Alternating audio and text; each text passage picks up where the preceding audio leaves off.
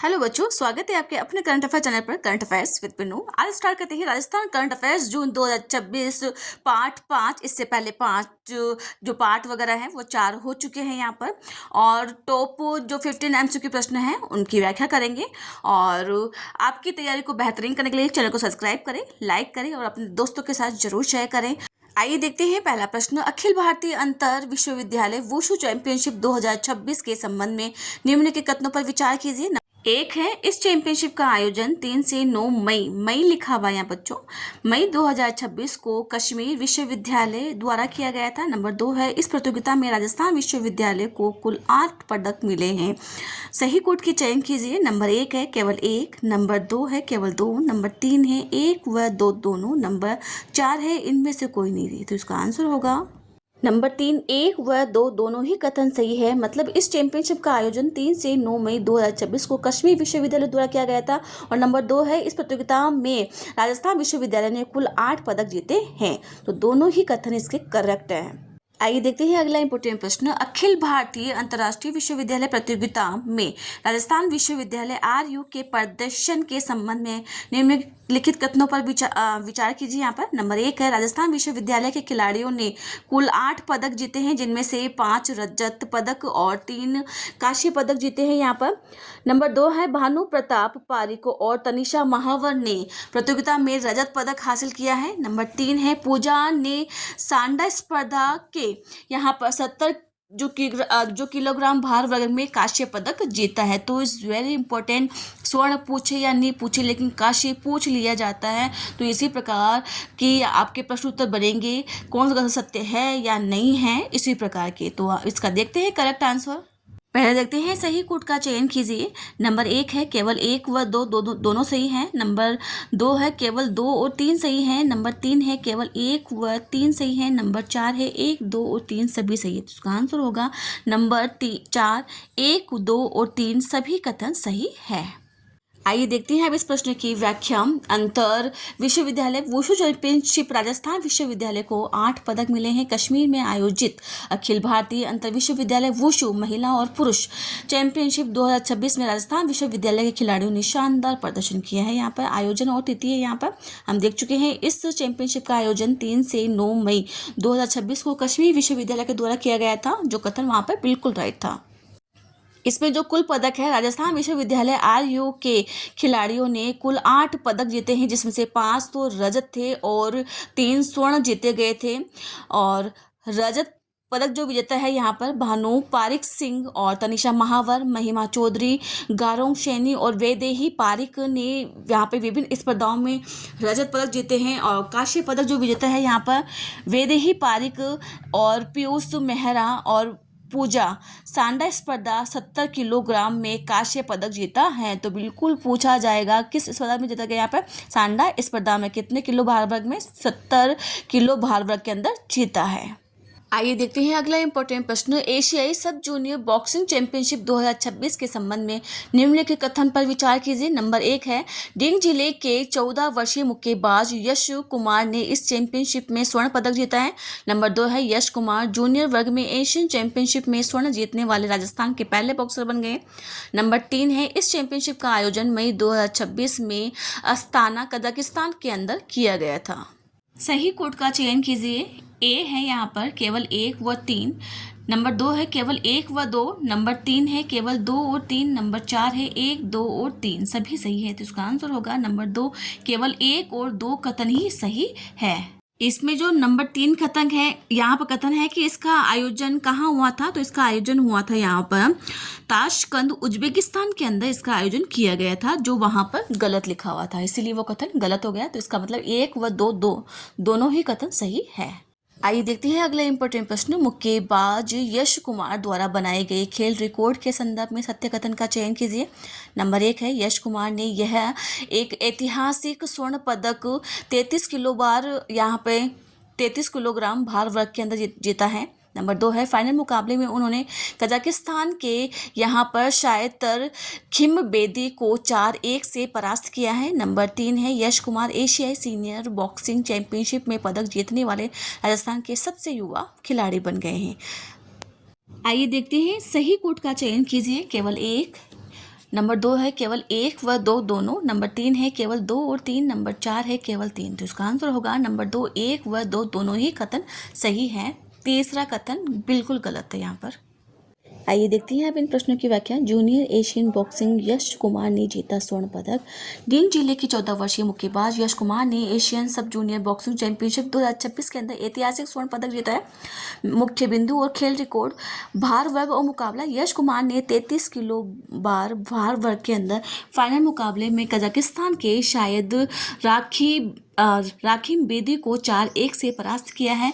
और ऐतिहासिक जो रिकॉर्ड है, इस सफलता के साथ यश जूनियर वर्ग में एशियन चैंपियनशिप का स्वर्ण पदक जीतने वाले राजस्थान के पहले बॉक्सर बन गए हैं। इसमें लिखा हुआ था सबसे पहले युवा बॉक्सर बन गए हैं, तो वो कदम वहाँ पर गलत था, पहले बॉक्सर बने हैं। और आयोजन स्थल और तिथि जो है यहाँ पे, इस चैंपियनशिप का आयोजन 1 से 16 मई 2026 को ताशकंद उज्बेकिस्तान के अंदर किया गया था। आइए देखते हैं अगला इंपॉर्टेंट प्रश्न। हाल ही में वियतनाम में द नाग में आयोजित विश्व की सबसे कठिन प्रतियोगिता में से एक आयरन मैन वियतनाम को सफलतापूर्वक पूरा करने वाले राजस्थान के सबसे युवा खिलाड़ी कौन से हैं यहाँ पर? नंबर 1 है राहुल डांगा, नंबर 2 है ऋषभ डांगा, नंबर 3 है पीयूष डाका, नंबर 4 है आयुष शर्मा। तो इसका आंसर होगा नंबर 2 ऋषभ डांगा यहाँ पर इस प्रतियोगिता के अंदर जीतने वाले सबसे पहले युवा खिलाड़ी बन गए हैं। आइए देखते हैं अगला इंपॉर्टेंट प्रश्न। आयरन मैन वियतनाम प्रतियोगिता को सफलतापूर्वक पूरा करने वाले 18 वर्षीय एथलीट ऋषभ डांगा का संबंध राजस्थान के किस जिले से है? नंबर 1 है जोधपुर से, नंबर 2 है उदयपुर से, नंबर 3 है जयपुर से, नंबर 4 है कोटा से। तो इसका आंसर होगा नंबर 3 जयपुर से आयरन मैन वियतनाम जो जीतने वाले हैं, जो ऋषभ डांगा, उसका संबंध है। आइए देखते हैं अगला इंपॉर्टेंट प्रश्न। आयरन मैन वियतनाम प्रतियोगिता के अंतर्गत ऋषभ डांगा द्वारा तय की गई दूरी और खेल के संबंध में कौन सा विकल्प सही है? नंबर 1 है 3.8 किलोमीटर तैराकी, नंबर 2 है 180 किलोमीटर यहाँ पर साइकिलिंग, नंबर 3 है यहाँ पर 22.2 किलोमीटर यहाँ पर पूर्ण मैराथन, नंबर 4 है उपयुक्त सभी। तो इसका आंसर होगा नंबर 4 है उपयुक्त सभी। यहाँ पर कथन बिल्कुल सही है, क्योंकि इन सभी के अंदर उन्होंने ये सफलता हासिल करी है। आइए देखते हैं इन प्रश्नों की व्याख्या। ऋषभ डांगा राजस्थान के सबसे युवा आयरन मैन जयपुर के 18 वर्षीय एथलीट ऋषभ डांगा ने वियतनाम के द नाग में आयोजित विश्व की सबसे कठिन प्रतियोगिता में से एक आयरन मैन और वियतनाम को सफलतापूर्वक पूरा किया। यहाँ पे मुख्य बिंदु और रिकॉर्ड। ऐतिहासिक रिकॉर्ड। ऋषभ यह कठिन रेस पूरी करने वाले राजस्थान के सबसे युवा खिलाड़ी बन गए हैं। समय और दूरी, उन्होंने यहाँ पर कुल 13 घंटे 46 मिनट के अंदर बिना रुके 3.8 किलोमीटर तैराकी और 180 किलोमीटर साइकिलिंग और 42.2 किलोमीटर यहाँ पर पूर्ण मैराथन पूरी करी है। यहाँ पर पूर्व रिकॉर्ड। वे भारत में आयोजित आयरन मैन 70.3 गोवा प्रतियोगिता में भी पूर्व यहाँ पर जीत हासिल कर चुके हैं। तो बच्चों, कैसी लगी आपको ये जानकारी? प्लीज़ कमेंट में जरूर लिखें और चैनल को लाइक करें, सब्सक्राइब करें और अपने दोस्तों के साथ जरूर शेयर करें। आइए देखते हैं अगला इंपॉर्टेंट प्रश्न। प्रधानमंत्री ग्राम सड़क योजना के संबंध में निम्नलिखित कथनों पर यहाँ पर कौन सा कथन सत्य है? नंबर 1 है सर्वाधिक सड़क निर्माण और गुणवत्ता नियंत्रण की श्रेणी में राजस्थान ने देश भर में प्रथम स्थान हासिल किया है। नंबर 2 है सर्वाधिक सड़क निर्माण और गुणवत्ता श्रेणी के अंदर राजस्थान ने देश भर में दूसरा स्थान हासिल किया है। नंबर 3 है प्रधानमंत्री ग्राम सड़क योजना के तहत राजस्थान सड़क निर्माण में देश में तीसरा स्थान हासिल किया है। नंबर 4 है गुणवत्ता नियंत्रण की श्रेणी में राजस्थान ने सबसे अंतिम स्थान हासिल किया है। तो इसके बारे में जो सही कथन है नंबर 2 है सर्वाधिक सड़क निर्माण और गुणवत्ता जो नियंत्रण श्रेणी के अंदर राजस्थान ने देश भर के अंदर दूसरा स्थान हासिल किया है। तो ये कथन बिल्कुल सही है। आइए देखते हैं अगला इंपॉर्टेंट प्रश्न। सड़क लंबाई के मामले में शीर्ष 3 राज्यों की रैंकिंग के अंदर संदर्भ के अंदर सही कथन कौन सा है? यहाँ पर बिल्कुल प्रश्न पर ध्यान दें। सही कथन पूछा यहाँ पर। नंबर 1 है प्रथम स्थान पर राजस्थान 90,766 किलोमीटर और दूसरे स्थान पर मध्य प्रदेश। नंबर 2 है यहाँ पर प्रथम स्थान पर मध्य प्रदेश 90,700 यहाँ पर 76 किलोमीटर और दूसरे स्थान पर राजस्थान 75,868 किलोमीटर के अंदर है। नंबर 3 है उत्तर प्रदेश इस सूची के अंदर प्रथम स्थान पर है। नंबर 4 है यहाँ पर मध्य प्रदेश 75,868 किलोमीटर सड़क लंबाई के साथ दूसरे स्थान पर है। तो इसका कथन सही होगा। कौन सा है यहाँ पर? नंबर 2 प्रथम स्थान पर मध्य प्रदेश है 90,700 यहाँ पर 76 किलोमीटर और दूसरे स्थान पर है अपना राजस्थान है जो 75,868 यहाँ पर किलोमीटर के अंदर है। आइए देखते हैं अगला इंपॉर्टेंट प्रश्न। गुणवत्ता नियंत्रण श्रेणी के अंतर्गत राज्यों की रैंकिंग के बारे में सत्य कथन की चयन कीजिए। नंबर 1 है गुणवत्ता नियंत्रण श्रेणी में मध्य प्रदेश में प्रथम स्थान हासिल किया है। बिल्कुल हम ये देख चुके हैं अभी। राजस्थान और तमिलनाडु ने इस श्रेणी के अंदर संयुक्त रूप से दूसरा स्थान हासिल किया है। सही कोड का चयन कीजिए। केवल 1। नंबर 2 है केवल 2। नंबर 3 है 1 व 2 दोनों। नंबर 4 है इनमें से कोई नहीं। तो इसका आंसर होगा नंबर 3 1 व 2 दोनों ही कथन सही हैं कि सड़क निर्माण श्रेणी के अंदर राजस्थान और तमिलनाडु ने इस श्रेणी के अंदर संयुक्त रूप से दूसरा स्थान हासिल किया है। आइए देखते हैं आप इन प्रश्नों की व्याख्या। पीएम ग्राम सड़क योजना सर्वाधिक सड़क निर्माण में राजस्थान देश भर के अंदर दूसरा स्थान, और अपना राजस्थान का ही प्रश्न पूछा जाएगा वहां पर। प्रधानमंत्री ग्राम सड़क योजना के तहत सर्वाधिक सड़क निर्माण और गुणवत्ता नियंत्रण की श्रेणी में राजस्थान ने देश भर के अंदर दूसरा स्थान हासिल किया है। मुख्य बिंदु और राष्ट्रीय रैंकिंग। रजतोत्सव जो जयंती समारोह के अंदर योजना के 25 वर्ष पूरे होने पर 10 मई 2026 को बेरुंदा सीहोर मध्य प्रदेश में आयोजित यहाँ पर राष्ट्रीय समारोह में केंद्रीय मंत्री शिवराज सिंह चौहान द्वारा राजस्थान को सम्मानित किया गया था। यहाँ पर सड़क लंबाई शीर्ष 3 राज्य के अंदर कौन कौन से यहाँ पर प्रथम स्थान पर है मध्य प्रदेश, जिसको हम देख चुके हैं यहाँ पर 766 किलोमीटर है। यहाँ पर दूसरे स्थान पर है राजस्थान 75,868 किलोमीटर में, और तीसरे स्थान पर रहा उत्तर प्रदेश। तो इस बार यहाँ पर सड़क लंबाई के अंदर उत्तर प्रदेश तीसरे स्थान पर रहा है, राजस्थान सेकंड स्थान पर आ गया, और प्रथम स्थान पर कौन है यहाँ पर मध्य प्रदेश।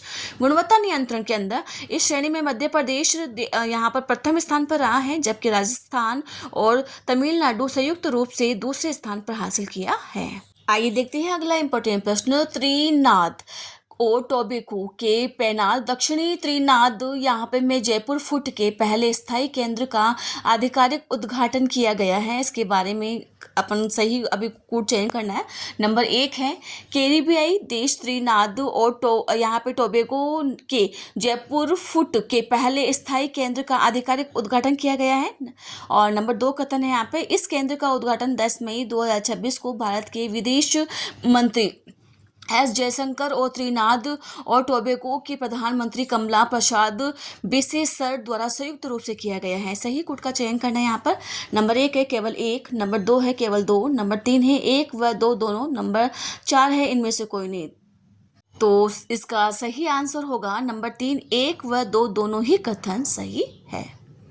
आइए देखते हैं अगला इंपॉर्टेंट प्रश्न। त्रिनिदाद व टोबैको में स्थापित यहाँ पर नई जयपुर फुट केंद्र को दिए गए दर्जे यहाँ पर दर्जे के संदर्भ में कौन सा कथन सही है। यहाँ पर नंबर 1 है इसे आधिकारिक तौर पर इंटरनेशनल ऑर्थोपेडिक सेंटर का दर्जा दिया गया है। यहाँ पर नंबर 2 है इस केंद्र को नेशनल यहाँ पर स्टैटिक सेंटर का आधिकारिक दर्जा दिया गया है। नंबर 3 है यह केंद्र केवल दक्षिण अमेरिका देश के लिए एक बड़ा हब बनेगा। नंबर 4 है यह जयपुर फुट का एक अस्थायी शिविर है जिसने 1 महीने में बंद कर दिया जाएगा।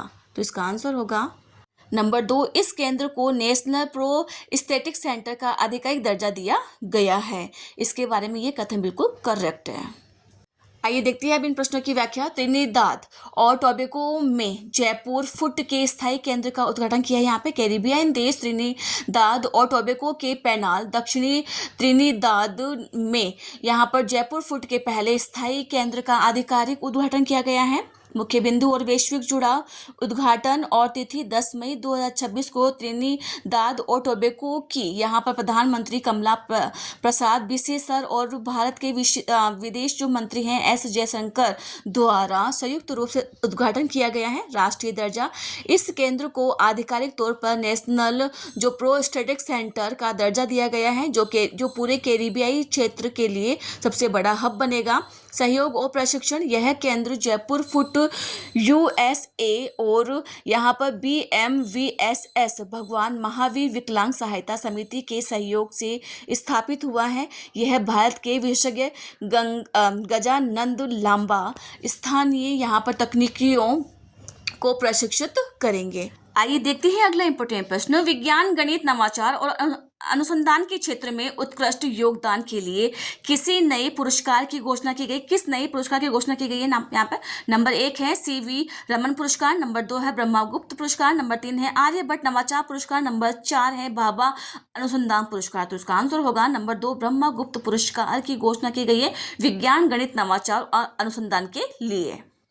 आइए देखते हैं अगला इंपॉर्टेंट प्रश्न। युवाओं में तकनीकी रचनात्मक और स्टार्टअप संस्कृति को बढ़ावा देने के लिए इनोवेशन सेंटर कहाँ स्थापित किया जाएगा? नंबर 1 है जोधपुर के डिजिटल हब में, नंबर 2 है जयपुर के कोचिंग हब में, नंबर 3 है कोटा के एजुकेशन सिटी में, नंबर 4 है उदयपुर के तकनीकी केंद्र में। तो इसका आंसर होगा नंबर 2, जयपुर के कोचिंग हब के अंदर इनोवेशन सेंटर की स्थापित किया जाएगा।